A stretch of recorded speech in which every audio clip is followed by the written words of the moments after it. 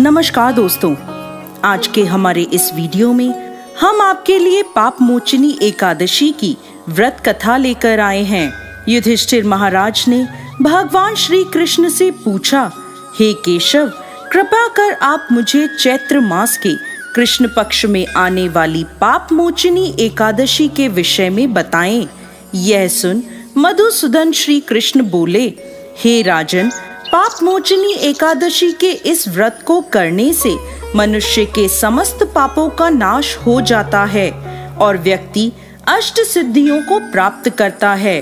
पाप मोचनी एकादशी की व्रत कथा के अनुसार अनेक वर्षों पूर्व देवताओं के कोषाध्यक्ष कुबेर के पास चैत्ररथ नाम का अत्यंत सुंदर उपवन था, जिस उपवन में भोलेनाथ के परम भक्त मेधावी ऋषि तपस्या कर रहे थे।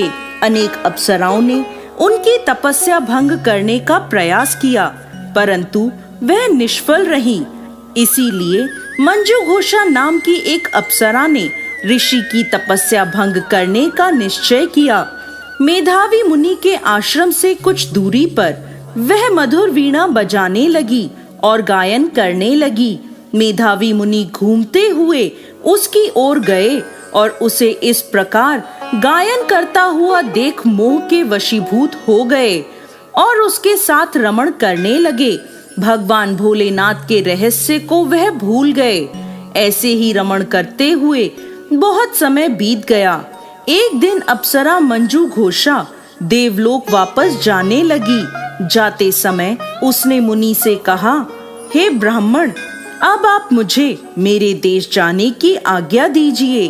तब मेधावी मुनि बोले, हे देवी, जब तक सवेरे की संध्या न हो जाए तब तक आप यहीं ठहरो। तब मंजू घोषा बोली, हे मुनिवर, अब तक न जाने कितनी संध्याएं चली गईं। मुझ पर कृपा कर आप बीते हुए समय का विचार कीजिए। तब मंजू घोषा की बात सुन मेधावी ऋषि ने बीते हुए समय का हिसाब लगाया।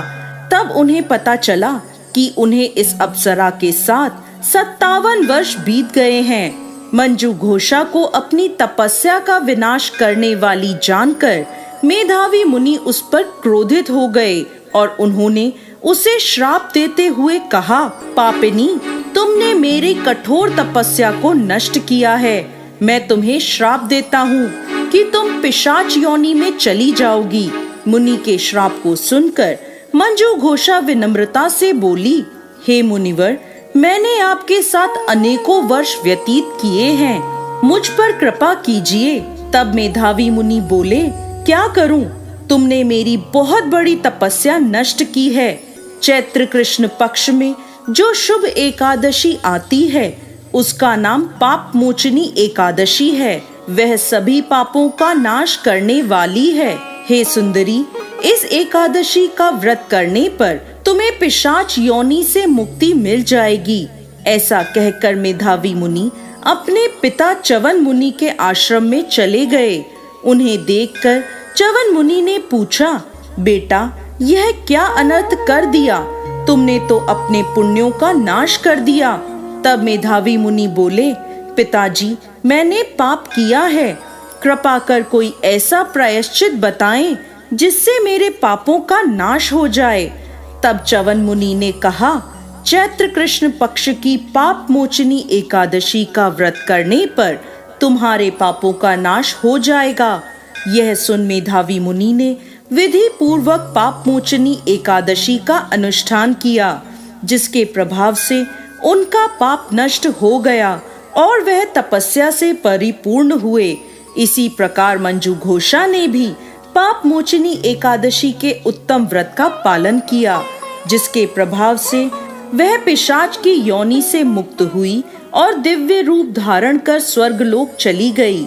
हे राजन, जो मनुष्य पाप मोचनी एकादशी का व्रत करते हैं उनके सभी पाप नष्ट हो जाते हैं और पाप मोचनी एकादशी को पढ़ने और सुनने से सहस्त्र गोदान का फल प्राप्त होता है। यह व्रत बहुत पुण्यकारी है। जय श्री हरि विष्णु।